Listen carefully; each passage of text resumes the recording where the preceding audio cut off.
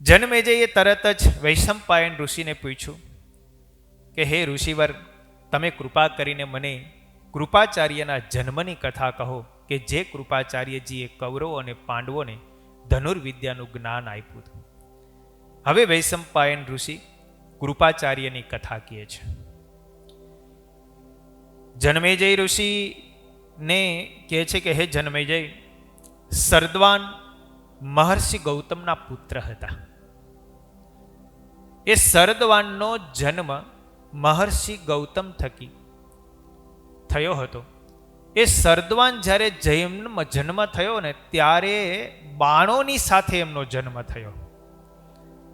જ્યારે એમનો જન્મ થયો ત્યારે હાથમાં બાણ લઈને જન્મ.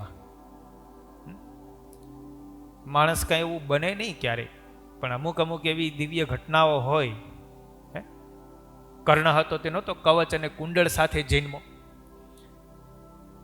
આવી અમુક ઘટનાઓ બને. એમ આ સરદ્વાનનો જન્મ થયો તે બાણ સાથે જન્મ. જન્મની સાથે જ બાણ.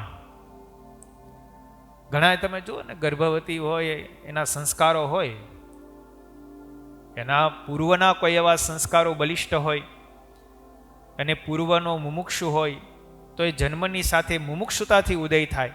પૂર્વનો કોઈ એવો સુરવીર હોય તો જન્મની સાથે જ સુરવીરતા ભરેલો ઉત્પન્ન થાય. અને અમુક ગર્ભના સંસ્કારો પણ ક્યારેક લાગુ પડતા હોય. માતા જેવું જુએ, જેવું સાંભળે, એના સંસ્કારો ગર્ભની અંદર બાળકને પડે અને એ જન્મે ત્યારે ગર્ભની સાથે જ એવું ઉચ્ચારણ કરીને જન્મે. તમે જુઓ, આ પ્રહલાદજી, એની માતા કયાદુ ગર્ભવતી હતી. નારદજીનો એમને યોગ થયો. નારદજીની કુટિયામાં રહેતી હતી. ગર્ભના સંસ્કાર હતા.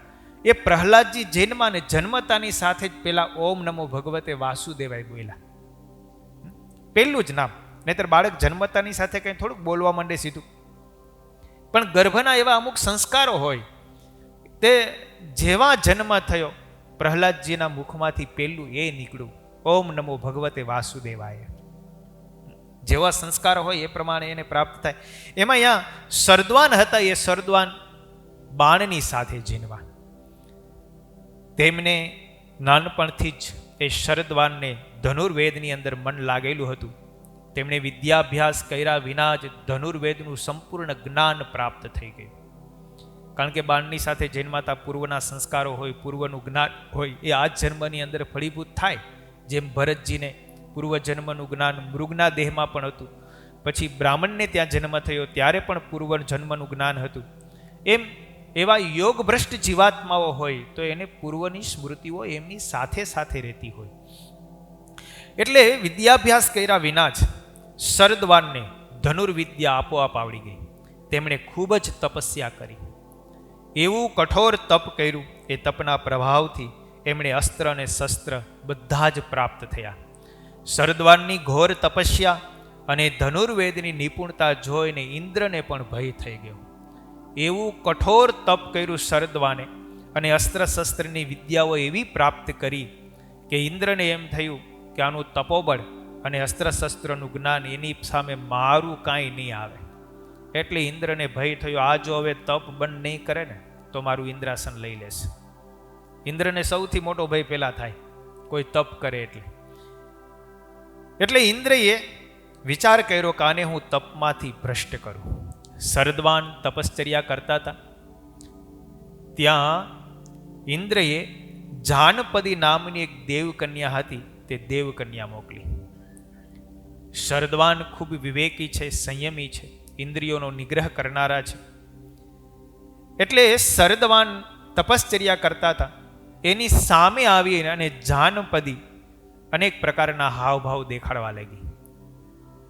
સરદ્વાનને મોહિત કરવા લાગી.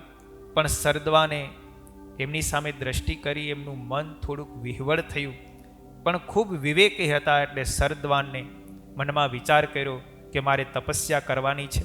આ સ્ત્રીનો સંગમાં હું આસક્ત થઈ તો મારું બધું તપ ભ્રષ્ટ થઈ જશે. પણ છતાં પણ સ્ત્રીનું રૂપ જોવાઈ ગયું. એ સ્ત્રીનું રૂપ જોવાઈ ગયું. એના શરીરમાં થોડી કંપારી છૂટી. એક વસ્ત્ર પરિહીન આવી હતી. એ જાનપદી રૂપવાન પણ ખૂબ હતી, શરીરના હાવભાવ એવી દેખાડતી હતી, એટલે એનું મન વિહવળ થયું. મનમાં થોડો કામ જાગૃત થયો અને એના શરીરમાં કંપારી લાગવા લાગી. પણ શરદવાને મનમાં વિચાર કર્યો, મારે સ્ત્રીનો સ્પર્શ કરવો નથી.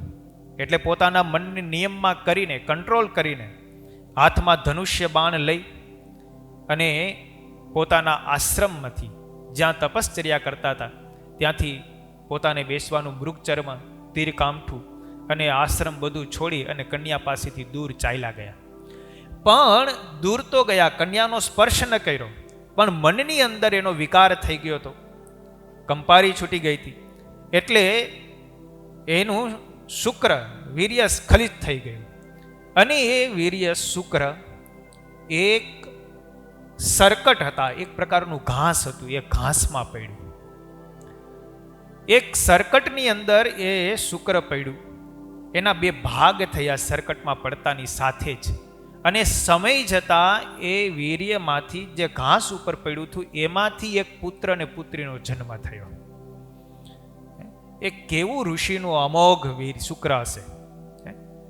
એ ઘાસના પત્તા ઉપર સરકટ ઉપર પડ્યું હતું, એમાંથી એક પુત્ર અને પુત્રીનો જન્મ થયો.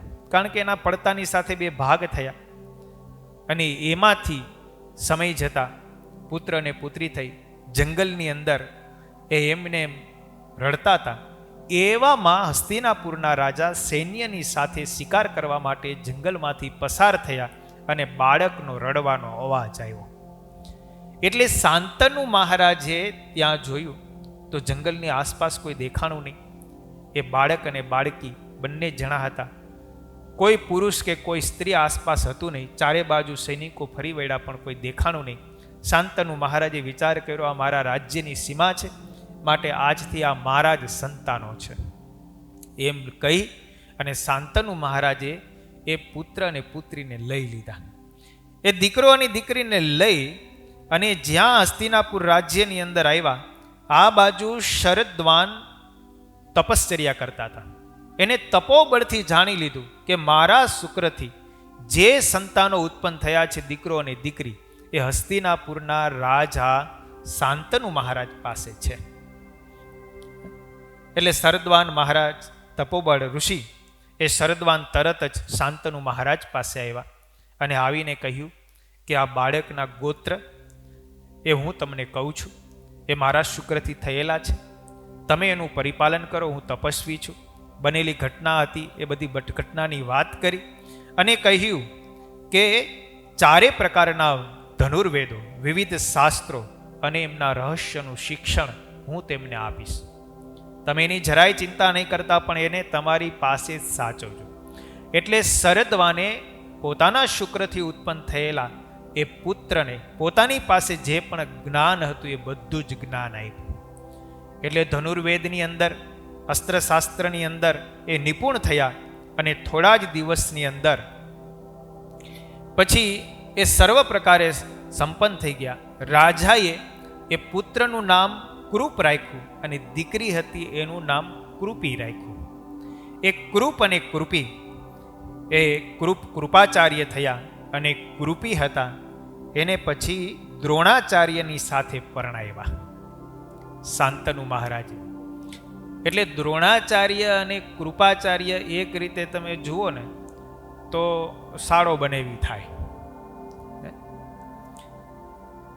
બંને બ્રાહ્મણ છે.